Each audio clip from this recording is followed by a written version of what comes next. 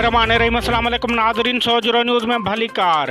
कादरपुर में सोजरो news reporter Mohammad मुराद मीरानी मूजिब कादरपुर लग गोठ अल्लाह वसायो चाचड़ में चौपाए माल में मुख्तलिफ बीमारियों फैलजण लगियों।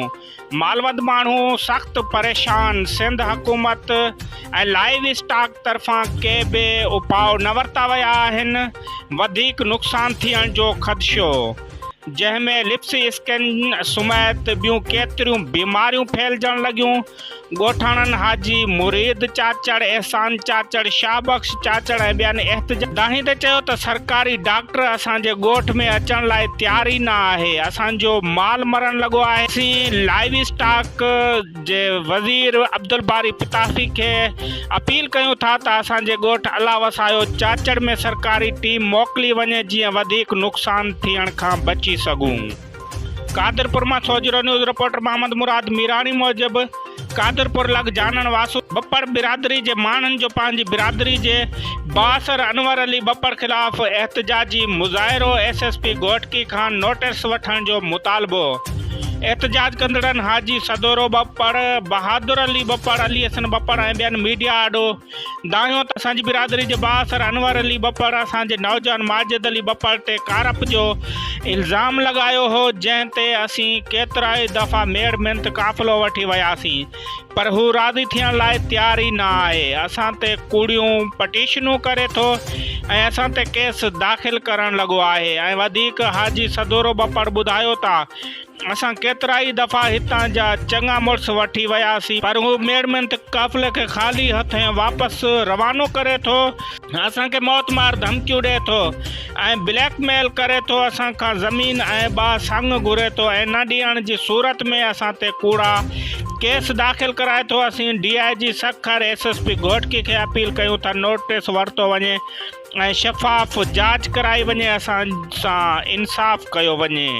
उन्हनि तहफ़ुज़ फ़राम लाइ बि अपील कई। मीरपुर माथेलो मां 2 हफ़्ता अॻु चोरी थियल मोटरसाइकिल वापसि न थी सघी। ॻोठाणनि जो एहतजाज। मीरपुर माथेलो जे ॻोठ वागणीअ जो रहवासी सोशल एक्टिविस्ट अब्दुल वहीद शेख जे चोरी थियल CD 2011 मॉडल मोटरसाइकिल वापसि न थियण करे मीरपुर माथेलो पुलिस ख़िलाफ़ एहतजाज कयो। उन मौक़े ते अब्दुल वहीद शेख सहाफ़ियुनि खे ॿुधायो त 2 हफ़्ता अॻु एहसास सेंटर ॿाहिरां बीठल CD मोटरसाइकिल चोरी थी वई हुई, जंहिंजो बर वक़्तु इतला हद जे थाणे ते ॾिनो। जन ख़ातिरी कराई त तुंहिंजी मोटरसाइकिल 1 हफ़्ते अंदरि वापसि करे ॾींदासीं, पर हिन महिल ताईं मोटरसाइकिल वापसि नाहे थी। मीरपुर माथेलो थाणे जा चकर काटे थकिजी पियो आहियां, उते को मिलण लाइ तयार ई नाहे। हुन DIG सखर ऐं SSP घोटकी खे अपील कई आहे त मोटरसाइकिल वापसि कराए ॾिनी वञे। मीरपुर माथेलो में सोजरो न्यूज़ रिपोर्टर मोहम्मद हनीफ सूमरो मूजिब डहरकी जे रहवासी पोरियत शफ़ी मोहम्मद मूसाणी खां ठग फ़क़ीरनि जो टोलो 10,000 रुपया ठगीअ सां फोर करे वियो। 5,000 वापसि ॾिना विया। बक़ाया 5,000 घुरण तां पैसनि जे मालिक मथां मच्छरजी पिया। लठनि ऐं सुरोटनि जो वसकारो लाइ ॾिनो। रस्ते वेंदड़ माण्हुनि छॾाइण जी कोशिशि कई त उन्हनि मथां बि ॾमरजी पिया। पुलिस खे इतला। मीरपुर माथेलो पुलिस वाक़े वारे हंधि पहुची ठग फ़क़ीर जे टोले खे गिरफ़्तार करे वरितो आहे। ठग फ़क़ीरनि में मोहम्मद नियाज़ी, आज़म, इमरान मलिक ऐं ॿिया शामिल आहिनि, जेके पाण खे हक़ बाहू दरगाह जा फ़क़ीर सॾाइनि था। नाज़रीन, मीरपुर माथेलो में ठगनि जो टोलो सरगरम। डहरकी वासी पोरियत शफ़ी मोहम्मद मूसाणी खां 10,000 ठगीअ सां फुर करे विया।